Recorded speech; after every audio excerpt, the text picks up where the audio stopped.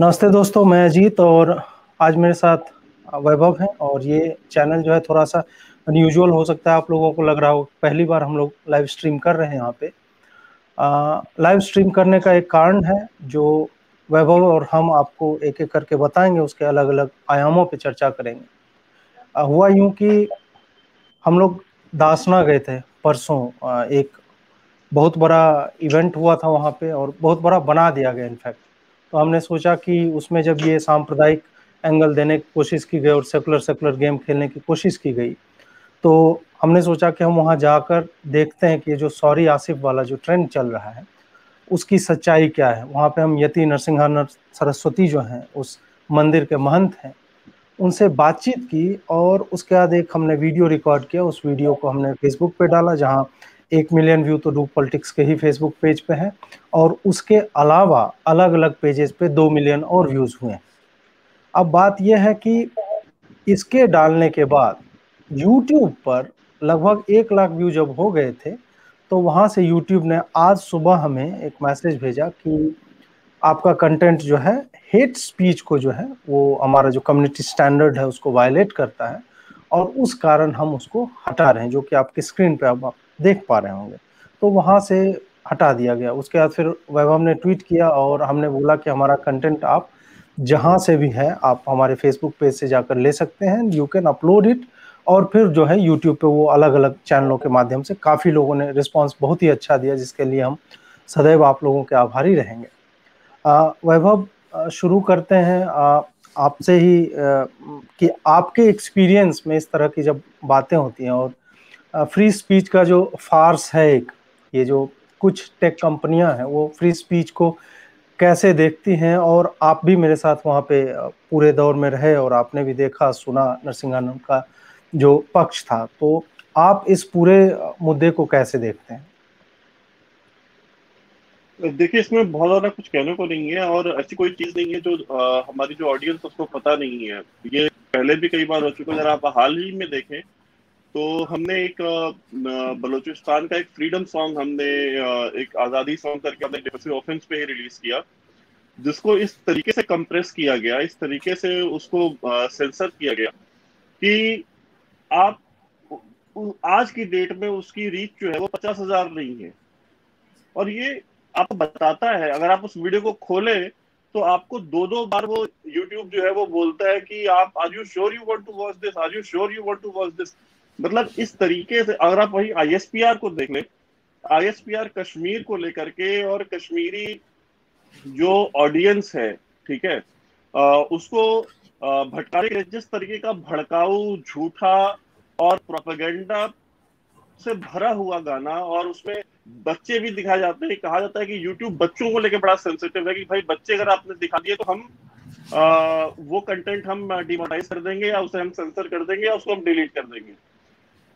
कश्मीरी गानों में प्रोमिनेंटली बच्चों को दिखाया जाता है, उनको स्टोन पेल्टिंग करते हुए भी दिखाया जाता है, उनको बंदूक के सायों के नीचे भी दिखाया जाता है, और उसके बावजूद आईएसपीआर के वो सारे के सारे जो वीडियोस हैं वो मोनेटाइज्ड भी होते हैं, वो चलते भी हैं और पॉपुलर भी होते हैं, उनके ऊपर कहीं कोई बाउंडेशन नहीं होती।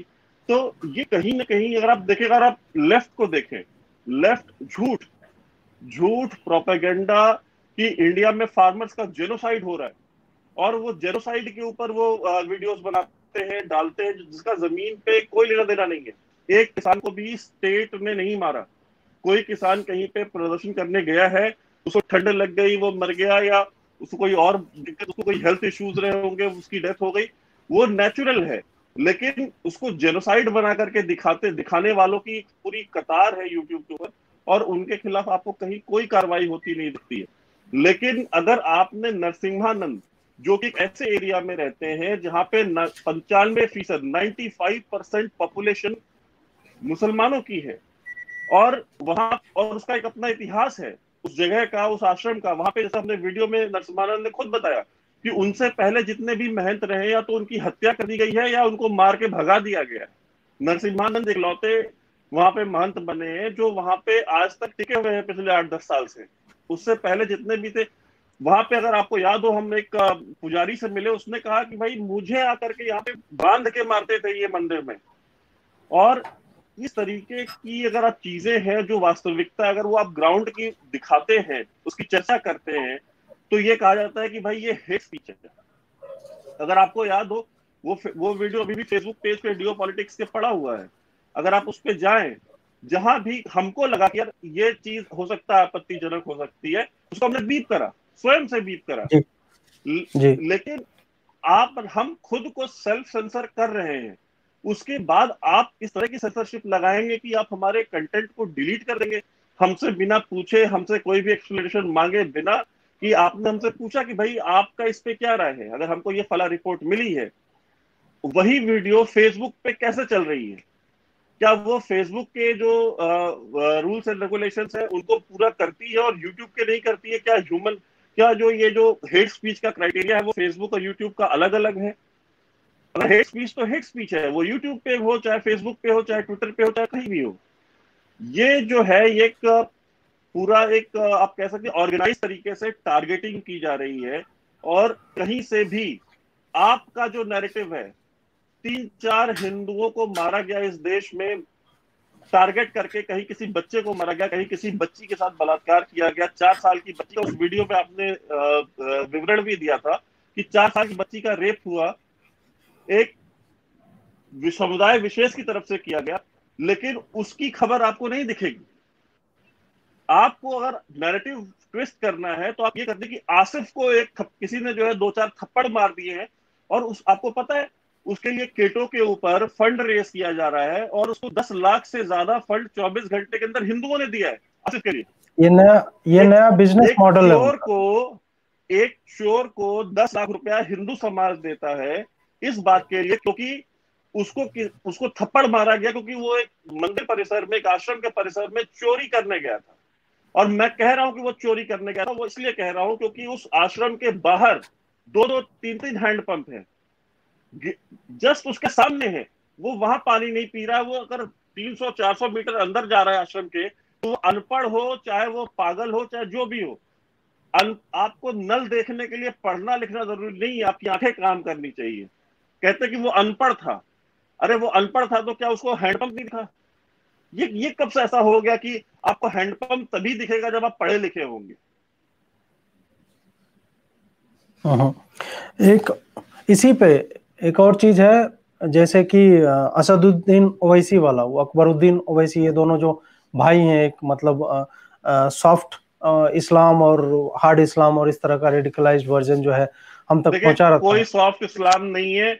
आप देख लीजिए, मैं माफी चाहता हूँ, आपको टोक रहा हूँ। अकबरुद्दीन जी जी। ओवैसी और असदुद्दीन ओवैसी का जो बाप था, आप उसके भाषण उठा के देख लीजिए। आज वो तक इस वीडियो अभी मीडिया में भी कहीं यूट्यूब पे उन है। भाषणों की, हाँ, उन भाषणों की इस मीडिया में चर्चा नहीं होती कहीं। और मैं चाहूंगा कि जो लोग हमें लाइव देख रहे हैं, ये जाए और ढूंढें। अगर उनको वीडियो नहीं मिलता है तो उसका प्रिंट वर्जन उनको गूगल पे मिल जाएगा, वो जिस तरीके की बातें किया करता था इसका बाप। आज तक अकबरुद्दीन ओवैसी ने जब कहा कि हम 15 मिनट के लिए पुलिस हटा लो और हम 15 करोड़ मुसलमान 100 करोड़ हिंदुओं को मार देंगे, वो वीडियो क्या आज की डेट में आपको यूट्यूब पे नहीं मिलता है? क्या फेसबुक पे वो वीडियो अवेलेबल नहीं है? जिस जिस तरीके की मतलब हिंदू विरोधी और इतनी मतलब इस तरीके की भाषा जिसके बारे में हम और आप बात नहीं कर सकते, सोच नहीं सकते, अगर हम बोल देंगे यहाँ पे तो ये लाइव सेशन भी डिलीट कर दिया जाएगा। लेकिन वो हाँ बोलते भी हैं, वो करते भी हैं, वो उस विक्टिम भी प्ले करते हैं, और उनको यही सोशल मीडिया प्लेटफॉर्म्स उनको पूरा स्पेस भी देते हैं। जी। अब मैं इसी का दूसरा एस्पेक्ट जो है उस पर ध्यान दिलाना चाहूँगा दर्शकों का। वो ये है कि एक भी जो ग्राउंड रिपोर्ट होता है, वो डू पॉलिटिक्स की टीम या डिफेंसिव ऑफेंस जब जाता है तो इसमें काफ़ी खर्च आता है। ये ऐसा तो है नहीं कि हम जो है फ्री ऑफ कॉस्ट, या हमें कोई मतलब आके मदद कर देता है कि हाँ भाई हम फ्री में कैमरा दे रहे हैं, फ्री में एडिटिंग कर देंगे, पोस्ट प्रोडक्शन हो जाएगा।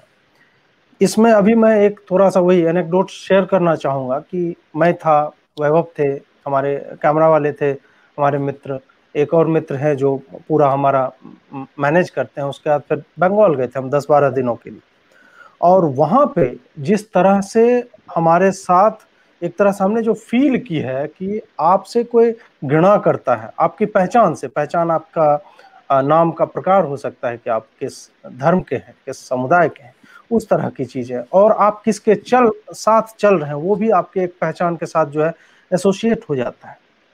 हम बंगाल में उन चुभती हुई नजरों को अपने पीठ पे महसूस कर रहे थे, और 2 आदमी हमारे आगे चल रहे थे, 2 आदमी हमारे पीछे चल रहे थे, मैं और हमारा कैमरा वाले जो हमारे सहयोगी थे, हम दोनों जा रहे हैं, और पीठ पीछे आवाजें आ रही हैं कि पिछली बार तो ये छूट गया, इस बार जरूर ठोकेंगे और अच्छे से ठोकेंगे। ये एक एस्पेक्ट है कि हम अपनी जान पे खेल के, जब भाजपा अपने कार्यकर्ताओं का बचाव नहीं कर पाती, उन्हें लीगल हेल्प तक नहीं प्रोवाइड करा पाती है, चाहे संघ हो या भाजपा, मैं इन दोनों को जिम्मेदार मानता हूं कि 135 कार्यकर्ता मरे और उनके लिए मतलब वो एफआईआर तक नहीं फाइल करवा के फॉलो भी नहीं कर पा रहे हैं। तो एक तरफ वो है, लेकिन हम लोग ऑलमोस्ट अपने लाइफ पे थ्रेट लेके कि नहीं वहां पे कुछ प्रॉब्लम है, हम वहां पे जाएंगे और कवर करेंगे। वही इशू हुआ दासना में। वहां पे अगर लोगों को पता चल जाता तो हो सकता है कि हम जिस एनएच से उतर के दासना में घुस रहे हैं वहां पे हमें शायद घुसने नहीं देते, हमारे गाड़ी पे पत्थरबाजी हो सकती थी, लेकिन फिर भी हम वहां पे गए इन सारे रिस्क को देखते हुए। लाइफ का रिस्क एक अलग एस्पेक्ट है, दूसरा एस्पेक्ट है फिनेंशियल रिस्क आपका, कि आप जिन इक्विपमेंट्स को लेके जा रहे हैं उसको कोई तोड़ फोड़ सकता है, छीन के भाग जाएगा, अलग अलग तरह के रिस्क हैं। बंगाल में हम 10 दिन थे और लगभग 4.5-5 लाख रुपया हमारा खर्च हुआ है। और जब हमारे हमारे अर्निंग का स्रोत क्या, हमारे अर्निंग का स्रोत आप लोग हैं, जो आपके स्क्रीन पे ये आ रहा है, आप डिफेंसिव ऑफेंस को डोनेट करता है, उसी का सिस्टर चैनल हमने डू पॉलिटिक्स खोला है, क्योंकि डिफेंसिव ऑफेंस जो है आंतरिक और बाह्य सुरक्षा को लेके है और उस पर ज्यादा यहाँ पे चर्चा होती है, अधिकतर चर्चा वही होती है। हमने अब जो है सोचा कि नहीं, हमारी आवाज, मेरी या वैभव है और हमारे साथ जितने लोग एसोसिएटेड हैं, इन लोगों की आवाज और हमारे काम करने का जो तरीका है, जिसके कारण आपने मुझे या वैभव को या डिफेंसिव ऑफेंस को और अब डू पॉलिटिक्स को भी अपने सर आंखों पे जगह दी हुई है। हम आपसे प्रेरणा लेते हैं और हमारी कमाई का स्रोत या तो आपके डोनेशन से, आपका सहयोग है, या फिर जो यूट्यूब से आता है। हमने 3-4 वीडियो बनाए और आप सोचिए कि इकोसिस्टम कितना हिल चुका है कि हमारे पीछे लगकर हमारे तीसरे वीडियो को ही हटवा देता है। एक चीज तो बात की, वैभव ने बताया कि पूरा किस तरह से सिस्टम हमारे अगेंस्ट रिग्ड है। दूसरी तरफ यह है कि वो चाहते नहीं है कि आपकी मदद हम तक पहुंचे। मदद मतलब आप चाहे हमारे एड्स देखते हैं जब भी हमारा वीडियो आता है, ये सारी चीजें, इन सब को देखते हुए आज हमें इस तरह के अटैक्स जो होते हैं, हमें चाहे आर्थिक क्षति पहुंचाने के लिए हो या फिर हमारा जो भी स्टेचर है लोगों की नज़रों में, हम जिस तरह से परसीव किए जाते हैं, ये जो भी नेशनलिस्ट नैरेटिव को लेके आगे बढ़ते हैं, इन्हें हमें रोकना ही होगा, किसी भी हाल में इन्हें हम रोकेंगे। इस पर भी लगातार अटैक्स होते रहे तो उसके लिए हमें आपके सहयोग की आवश्यकता पड़ेगी। और इसी कारण आज तक इस चैनल से हमने कभी भी आपके सहयोग के लिए मुंह खोल के कभी नहीं, वैभव ने कभी नहीं मांगा या वैभव के जो भी गेस्ट आते हैं कभी कुछ नहीं बोला कि आप हमें सहयोग दीजिए।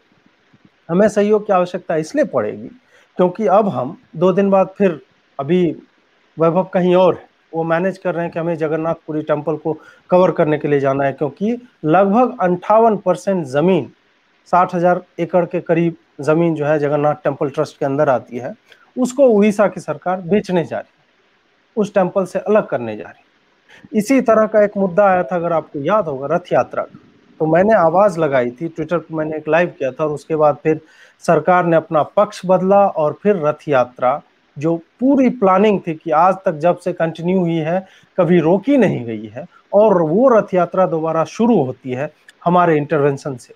तो हम वही चाह रहे हैं कि डू पॉलिटिक्स की टीम वहां पे जाएगी, हम कवरेज करेंगे, क्योंकि ये वो मुद्दे हैं जिन्हें चूंकि उड़ीसा में उड़िया चलता है और वो नेशनल मीडिया में कभी भी उसका हिस्सा नहीं बन पाता है, तो हम चाहते हैं हम वहां जाएंगे और लगातार ग्राउंड रिपोर्टिंग करेंगे।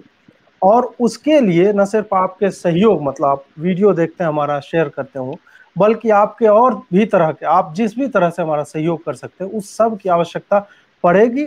इसलिए आप हमसे लगातार, मतलब एक तो मैंने बताया कि जो वीडियो है आप जहाँ पे अपलोड कर सकते हैं उसको अपलोड कीजिए, और भी तरीकों से आप मॉनेटरी सपोर्ट हमें करना चाहते हैं तो वो करना चाहते हैं तो you are more than welcome कि आप हमें उस तरह से भी सहयोग करें। ये अगर आप नहीं करेंगे, ये हम लोग इकट्ठा होके ये लड़ाई नहीं लड़ेंगे, तो फिर वही होगा जैसा कि अभी दासना वाले वीडियो के साथ हुआ। कुछ देर के बाद पता चलेगा कि फेसबुक से हटा दिया गया, फिर पेज पे स्ट्राइक आ जाएगा और पेज जो है बैन हो जाएगी।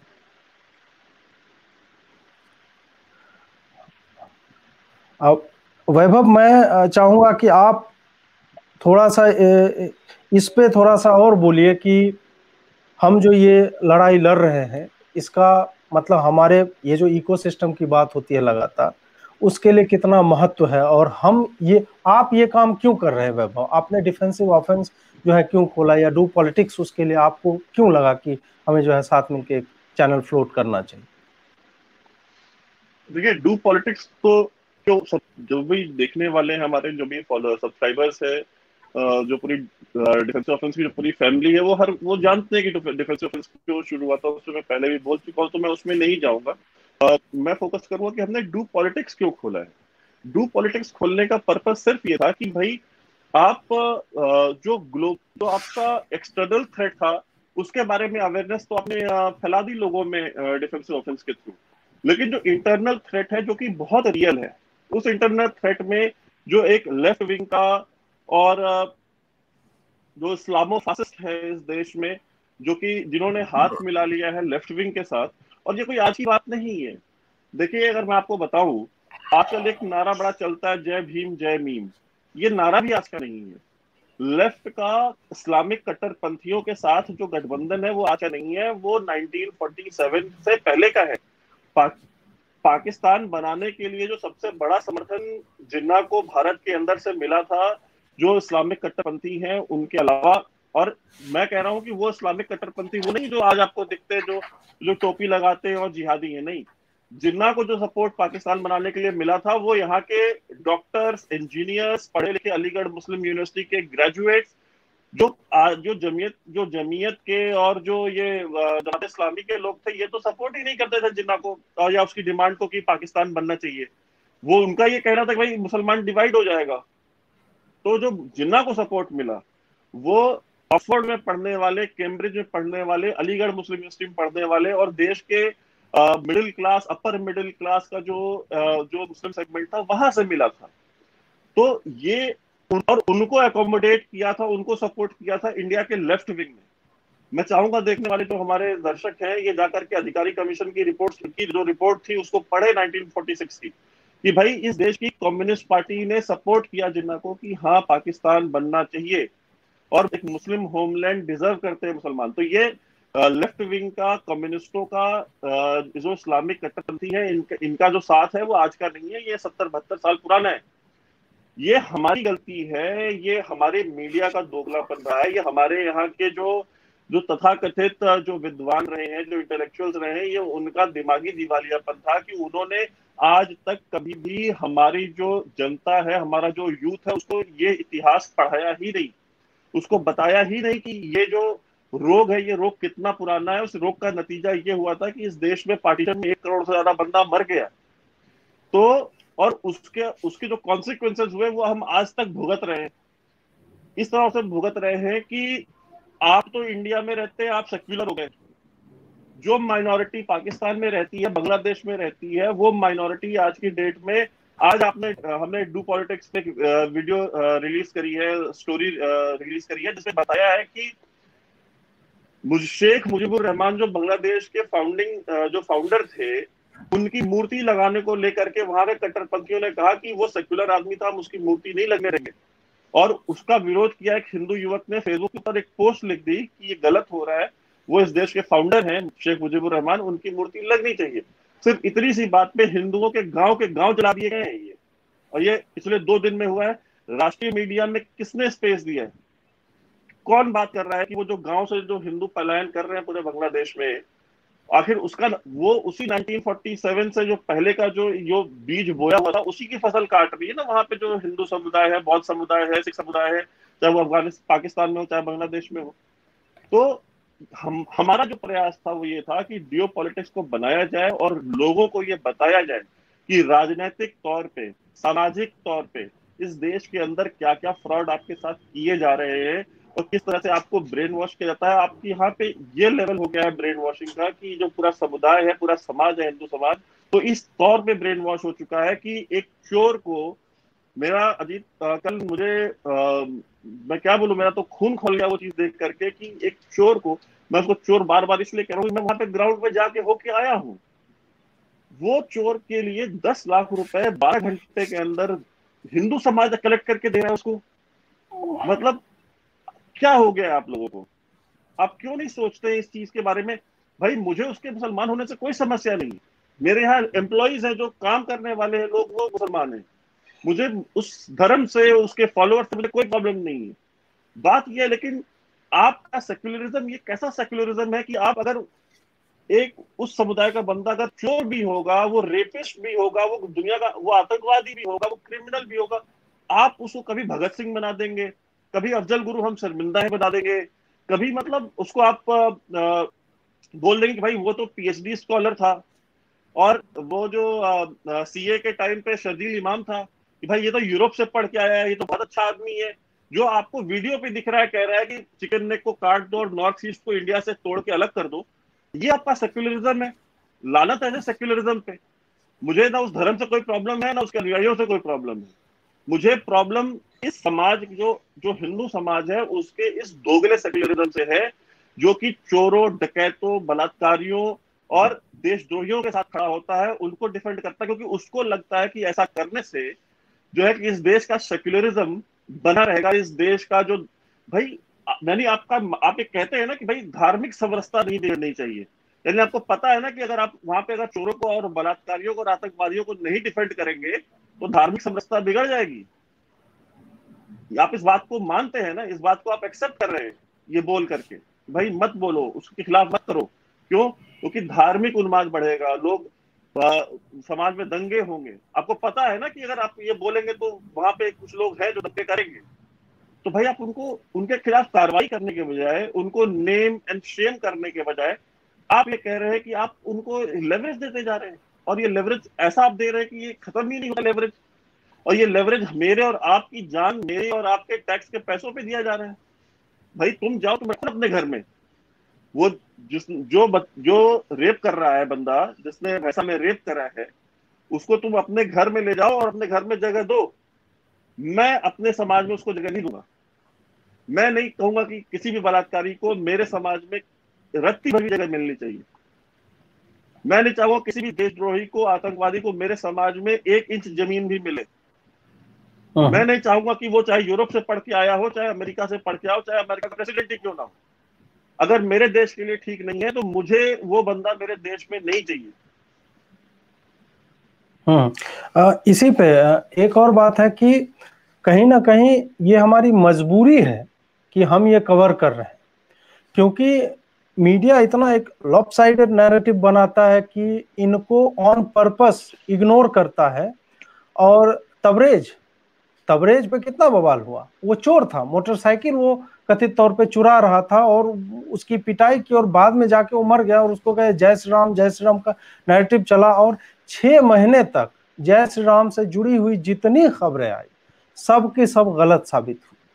तो इनका ये एक बहुत ही अच्छा बिजनेस मॉडल है, क्योंकि इस बिजनेस मॉडल में एक चोर आदमी के सपोर्ट के लिए हिंदू ही खड़ा होता है, और वो ये नहीं देखता है कि पंचर वाला जो है, कोई असलम, कोई जुबैर टाइप के लोग जो हैं, ये सब अपने ट्विटर पे वो डाल के मजे लेते हैं कि देखो हिंदुओं ने डोनेट किया और इस कारण हिंदुओं की ज्यादा सुलगी हुई है।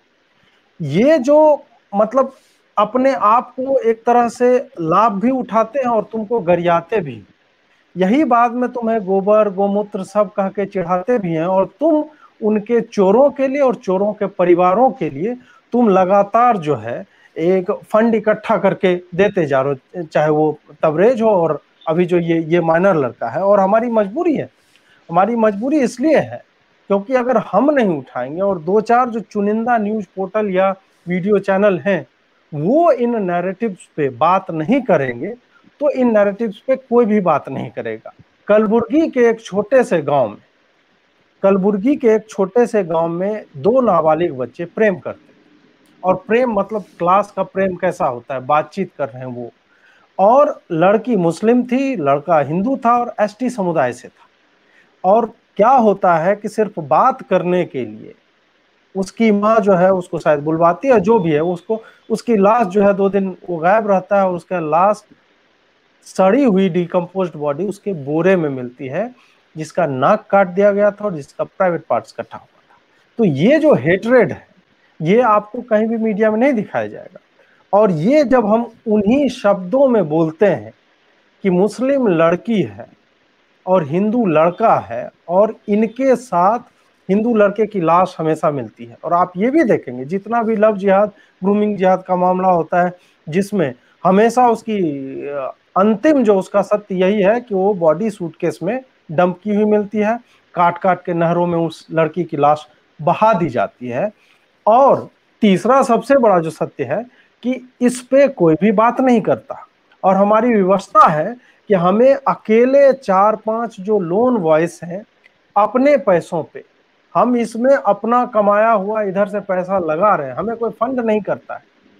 आप लोगों के मन में कई तरह के, मतलब जो भी हमारे अगर विरोधी कुछ देख रहे होंगे तो उनको बताने के लिए कि इन्हें लगता होगा कि हमें यहाँ से करोड़ रुपया आ रहा है, वहां से करोड़ रुपया आ रहा है और एजेंडा चला है। नहीं, हमारा नेशनलिस्ट नैरेटिव है और हम पैशन के कारण ये काम कर रहे हैं। हम जॉब नहीं कर रहे हैं, ये मेरा पैशन है। पैशन नहीं होता तो मैं स्टूडियो में बैठ के और कहीं से खबरें आती उसको जो है ट्रांसलेट करके या रीराइट करके ये करके मैं डालता। अपनी जान की बाजी लगा के, वो भी जानते हुए कि आप एक नोन फेस हैं, आपको ट्विटर पे थ्रेट्स मिल रहे हैं वैभव सिंह को। वैभव सिंह को तो लगातार पता नहीं पाकिस्तान से और लंदन से और कहां कहां से उसको थ्रेट नहीं मिलती है। मैं उनके साथ रहता हूं तो मैं जानता हूं उनके फोन पे किस तरह के मैसेजेज आते हैं। और ठीक है कि हमारे जितने सपोर्टर्स हैं, व्यूअर्स हैं, आप सबका साथ हमारे साथ है, लेकिन फिर भी हम ये रिस्क लेते हैं किस लिए? सिर्फ और सिर्फ एक बात है, पैशन। पैशन है अपने कंट्री के लिए, इस देश के नैरेटिव के लिए, और कहीं ना कहीं उस सनातन धर्म के लिए जिससे हम बिलोंग करते हैं, जिसने हमें एक शेप दिया है, आकार दिया, हमारी बुद्धि विवेक हमें दी है, प्रदान की है। और उसके कारण हम सबरीमला पे बोलते हैं, हम जो है जगन्नाथ टेम्पल पे बोलेंगे, हम टेम्पल्स को फ्री कराने पे बोलेंगे। और अगर हम ये भी जानते हैं ना कि अगर हम इसी तरह से बॉक डाउन हो जाए, यूट्यूब जो हमारा एक वीडियो जो है डिलीट कर दिया और इस पे हम शांत होके पड़ जाए कि यार छोड़ो, इसमें क्या करना है, कहीं जॉब कर लेते तो कुछ और पैसे कमा लेते, वो हमारे दिमाग में कभी नहीं आता है। क्योंकि फिर वही मूल हमारे केंद्र में पैशन है कि हम ये करना चाहते हैं, वैभव सिंह ये करना चाहता है, इसलिए अपने जॉब को। आपको क्या लगता है कि हमारी फैमिली जो है हमारे वीडियोस देख के बड़ी खुश होती है? हम सब की फैमिली में यही बोलता है कि तुम क्यों कर रहे हो ये सब? मतलब एक नॉर्मल लाइफ लो, सेटल हो के अपना काम करो, 9 to 5 और जाओ। यहाँ क्या है कि पता चला कि दासना में कुछ घटना हुई है और बात करते करते पता किया कहाँ हुई है, गाड़ी किया और जाके हम पहुंच गए। ये जानते हो कि 95% वहां पे मुस्लिम पॉपुलेशन है। इस तरह के थ्रेट्स जो है लगातार आते हैं, उसके बाद भी सिर्फ और सिर्फ दर्शकों आपके लिए और हमारे जितने भी सपोर्टर्स हैं जहां जहां पे भी हैं, उनके लिए हम ये काम करते हैं और बहुत ही मोटिवेटेड होकर काम करते हैं।